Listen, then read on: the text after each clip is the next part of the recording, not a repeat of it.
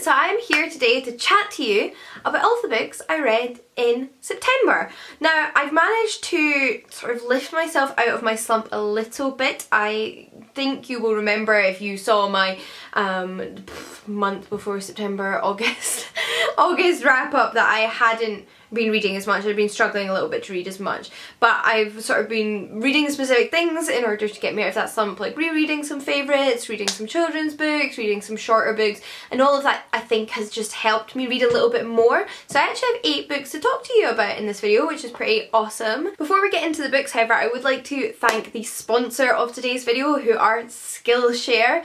Now, if you haven't heard of Skillshare before, they're an online learning platform with thousands of courses on pretty much every different subject under the sun, and I feel like it's such an apt sponsor for this month's wrap up because we are of course in the very early days of November, which also is known as NaNoWriMo, which is National Novel Writing Month, and I myself am participating in NaNoWriMo this year, attempting to write a whole new novel, or at least 50,000 words of it, throughout the 30 days hath November, and it's a kind of intimidating feat, but I have always greatly appreciated the writing courses. I both find them full of like helpful advice, but also just really inspiring to hear from other creative writers, to hear about their tips and how their process works, particularly given the sort of requirements for this month. There's a course on Skillshare called the Writer's Toolkit, 6 Steps to a Successful Writing Habit. And as you know, if you've ever participated in NaNoWriMo before, it's all about making sure you put some words down every day.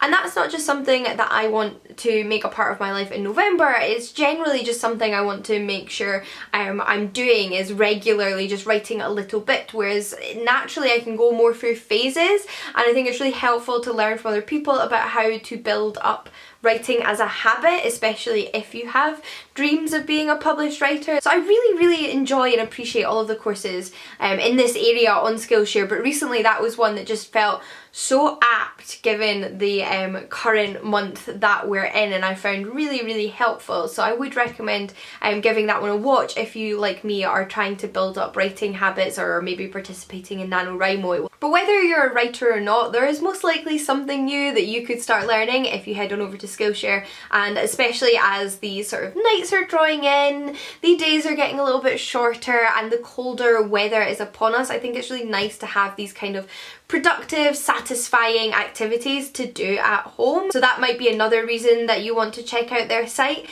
If you do want to give them a try, however, you can check out the link in the description box down below. This will provide the first 1,000 of you to click the link with a free trial to Skillshare Premium with access to the wide array of incredible courses that they have on there. So do check it out, give the link a click, and thank you so much once again to Skillshare for sponsoring the content on this channel. But with that, let's get into the reviews of September's books. So I'll start at the beginning of the month and be brief, because all of the first 3 books I'm going to talk to you about were books I read for the Femme Fantail, which is a readathon that I hosted alongside my friend Jill here on the internet, and I actually uploaded a whole vlog dedicated to that readathon where I talked about the books as I was reading them. And the 3 books that I finished during that readathon that also fall within the month of October included Trail of Lightning by Rebecca Rowan. So this is a YA, although like on the older side of YA I think it is, but it does seem to be categorised as YA online. Dystopian fantasy novel. So it is set in a dystopian world, a future of our own, a future where there has been terrible flooding, but there's also droughts, and the world has unravelled somewhat to a whole new extent compared to even how far it's unravelled just now. And we follow our lead protagonist, who's a young girl with a tragic past, well, a young woman with a tragic past that has been trained by a Native American god or mythological figure. And there are a lot of sort of gods and mythological figures from Native American tradition throughout this book. It's very heavily interactive with different aspects of certain Native American cultures, which isn't something I'm super familiar with, but it was really interesting being introduced to some of these mythological characters, even if it was in a fictional setting rather than like a non-fiction setting, because obviously these are figures that still mean a lot to a lot of people, but I did very much enjoy getting that little bit of insight. It certainly made me more curious. But we follow this young woman, like I mentioned, who has been trained up by one of these gods to be a warrior woman, and we follow her at the beginning of the story when she is on the hunt for a monster that's kidnapped a young girl, and she's been hired to save her. But it's quite a dark book. This is a book that does not shy away from the dark, the gore, the gruesome. Some terrible, terrible things happen in this dystopian world, and it doesn't shy away from them, so it's quite explicit. It is also that combination of fantasy, magic, mystery and dystopian, which has a little bit more of like a sci-fi edge to it. So like for me, dystopian books have always fallen more naturally into sci-fi because they feel like they're much more rooted in our world, whereas fantasy is obviously quite fantastical, but this is a combination of both, which I definitely think is interesting. I'm definitely more of a fan of like straight up like fae, dragons, magic fantasy rather than fantasy that interacts with technology. Like I don't love fantasy where there's also guns. I don't know why, but it's just not necessarily my cup of tea. It's more of like an urban fantasy. So this is definitely more of like an urban futuristic fantasy, and I think it's fantastic. It just doesn't necessarily fall within the kind of fantasy I normally enjoy reading because I prefer it to really feel like it's in a world completely unrelated to our own.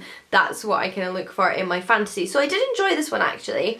It was really fast paced, really great given that I was in a reading slump, and I just like sped through it. I felt very captivated by the action, but at the same time it was maybe like a little bit too fast paced and urban fantasy and action packed for me, in the respect that like I don't feel like I absolutely love these characters and need to know what happens to them next. Like it's one of those situations where I've enjoyed reading a book, but I don't know if I will bother continuing on with the series because I'm not like that invested.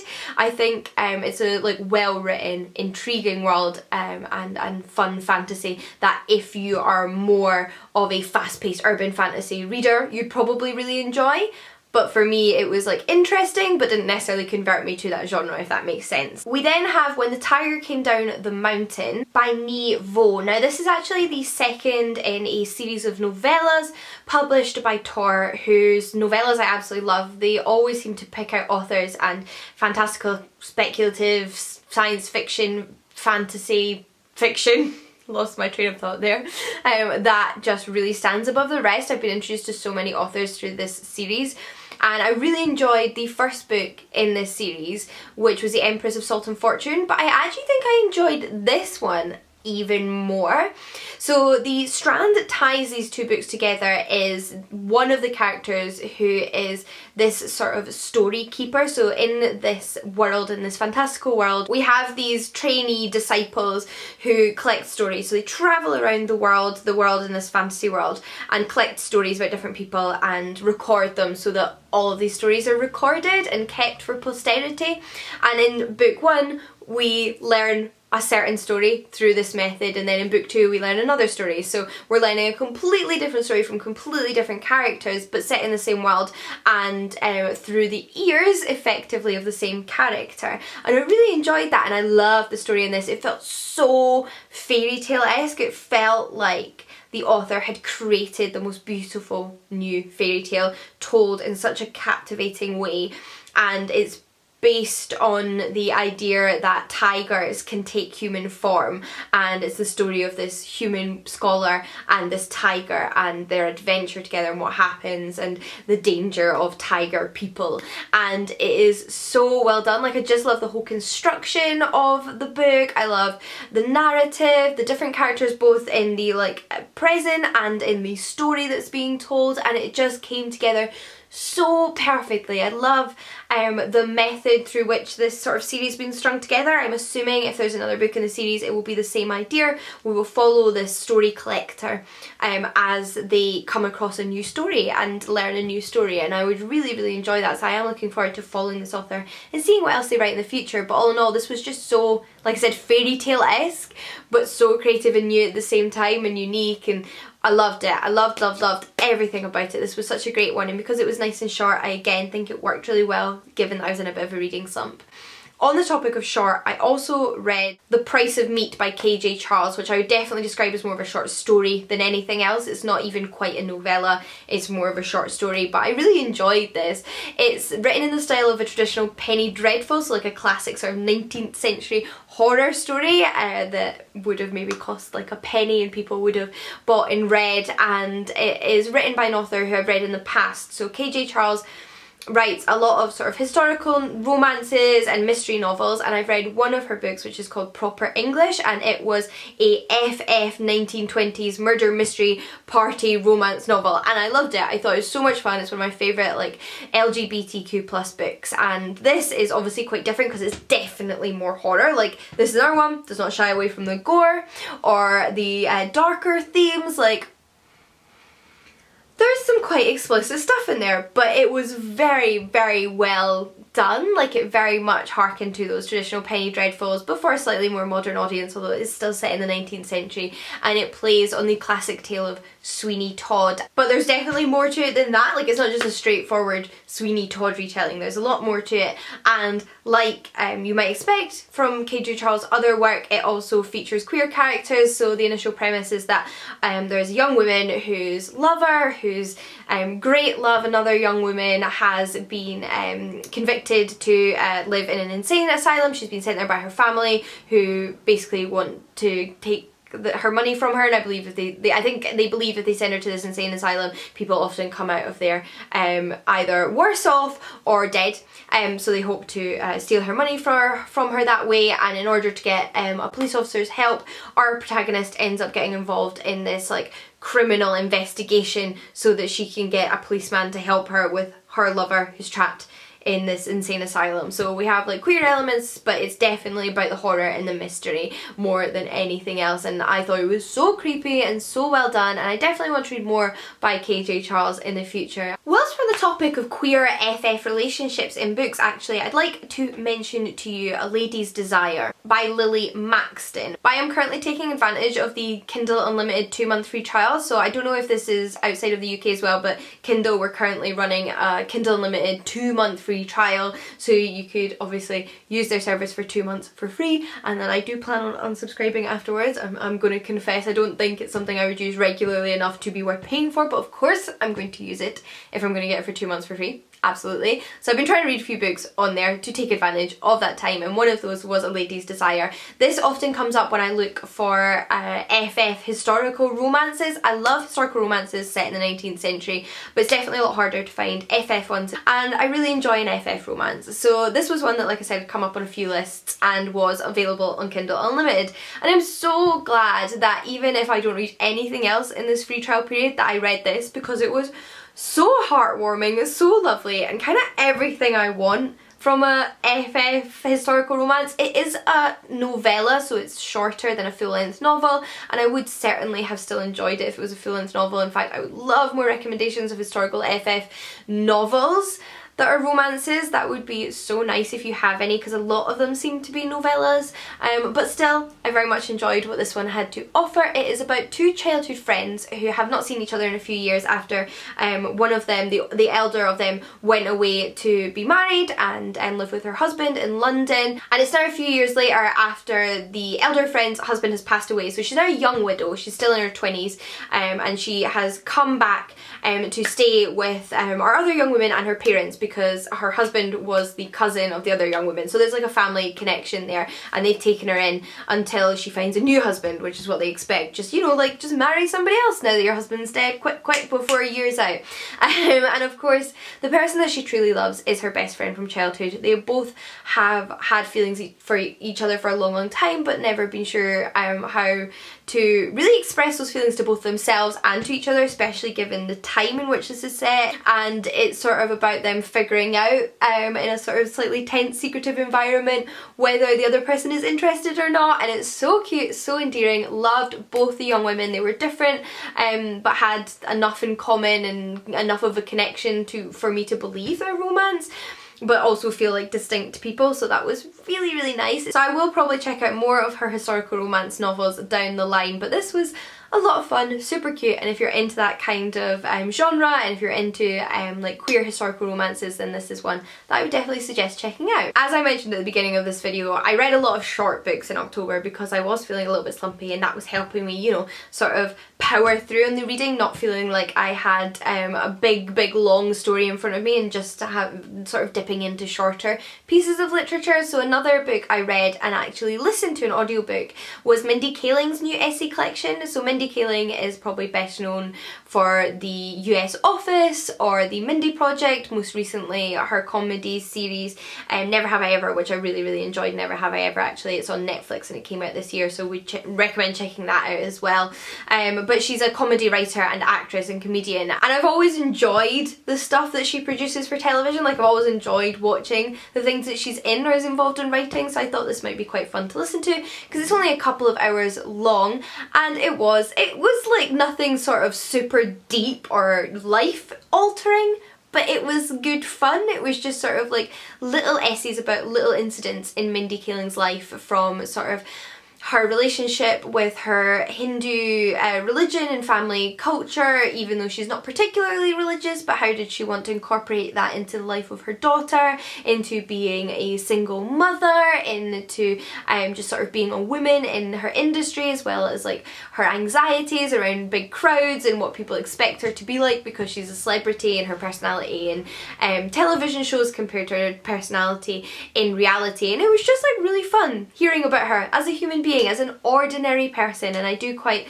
like that. I then listened to another audiobook which was completely different, although actually it was still non-fiction, but it was like the most opposite non-fiction you can get, and that is The White Ship by Charles Spencer. So this is a non-fiction book. Obviously it's a piece of history writing. So Charles Spencer has written quite a few history books over the years. I've never read one in the past before, but I thought I would check this one out. It sounded quite different to a lot of the stuff I've read, and it's about a period in medieval history, which is not a period of history that I am particularly familiar with, but I've always wanted to know more. Like, I've always wanted to expand my general medieval knowledge, just as like a casual reader. Like, I have no grand intentions of being a scholar in the medieval history genre or writing my own books. I just wanted to like enjoy it and be introduced to it, and Charles Spencer writes quite like popular, accessible history work, so it seemed like a good one to go into this topic with, and it certainly was. I followed everything that happened in this book, despite the fact that there's a million different people in it with the same name. Like, there's so many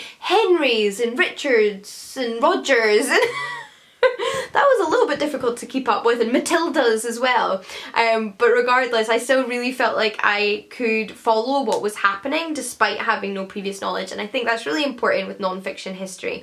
If you're not already a buff in a subject, you want something that you can just pick up, read, and not need to know anything else about. Specifically, it's revolving around the sinking of the White Ship that crashed crossing the Channel from France to England in the very early 11th century, and on this ship was the sole legitimate male heir to the English throne at that time. So obviously that's quite a big deal for the one male legitimate heir to the throne to die in a random ship sinking that need not have happened on quite a small journey because a bunch of people were drunk, effectively.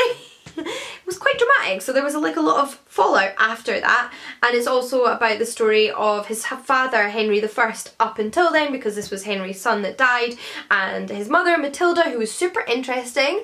I'm really intrigued by the Matildas now. So we had Matilda of Scotland, who was this prince's mother, but then we also have her daughter, who was the only other legitimate child of this couple, who was also called Matilda, and I really want to learn more about these Matildas. Like, I want a book about medieval Matildas and all their role in the royal family, because they sound fascinating, and it all in all just gave me like lots of random little tidbits about medieval history and the different like queens and kings of Normandy and England, and all of the like ups and downs of that in an accessible manner. I also really enjoyed learning about all of the superstitions medieval people had about the sea. Don't know why, that was like a real like interesting bit of the book to me, but yeah, like it was good fun, and it definitely made me remember how much I just like reading about history that isn't necessarily history I already know much about, like antiquity. Like, it's nice to just read some history that you don't know anything about. Like, nice to watch a documentary about a period that you've never heard about before, and it might inspire some further knowledge. So yeah, might read a little bit more about Matildas in the future, but all in all it was just like a nice accessible piece of medieval history. 2 more books before I go, however, one of which was a poetry collection, and that was My Darling from the Lions by Rachel Long. So poetry is ever the difficult genre to review, is it not? Like, I'm not a professional poetry reviewer, like I don't feel like I've got all of the necessary like linguistic tools to describe poetry to you and sell it to you, but overall I enjoyed this poetry collection.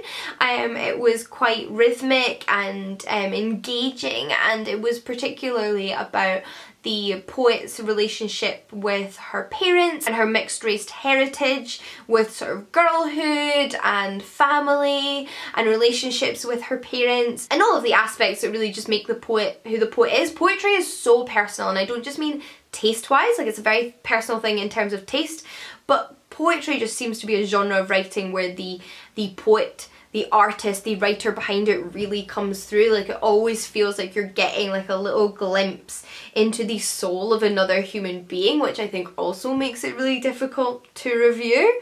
But I did enjoy it. If you're interested in poetry, if you like poetry, it might be one that's worth checking out. I found her writing style engaging and interesting enough. Not a new favourite poetry collection, but still one that I enjoyed reading. Then last but not least was a reread, and this was on audiobook. I listened to Going Postal by Terry Pratchett, which is one of my top 10 favourite books of all time, maybe top 5. I love Going Postal. Going Postal is just one of my favourite books of all time, what can I say? It's one of the Discworld novels. In this instance we follow Moise van Lipwijk, who is an ex-conman, although I think he would like to think of himself as still a conman. He's been forced to retire as a conman when he is hung to within an inch of his life, literally, and then given a second chance. So Veterinary, the patrician of Ankh-Morpork, which is like the mercantile capital of the Discworld, which Terry Pratchett created and sets all of his Discworld novels in, has given Moise van Lipwijk the opportunity to take on a job and go straight,